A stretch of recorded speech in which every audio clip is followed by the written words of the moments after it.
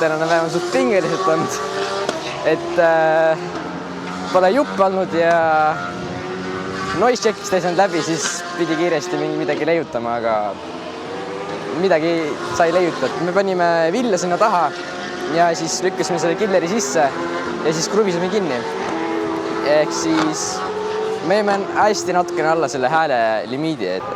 Päris toredalt on läinud praegu, et sai esimese sõidu selle aasta ära sõidetud, et tuleb veel üks ja loodame, et läheb hästi.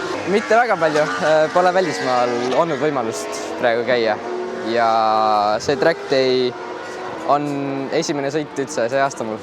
Oma vanu trikke ja nippe loomulikult, et jagame neid edasi. Et ma olen õppinud päris palju temalt, nii et tänulik sellele.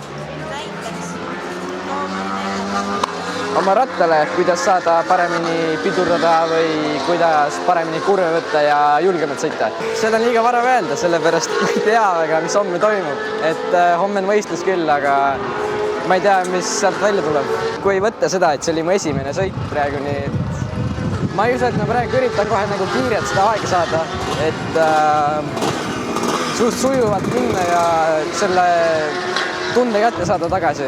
Et muidu aeg, mida ma sooviks saada, on 28,5, et muidu parim aeg oli 29,8 praegu.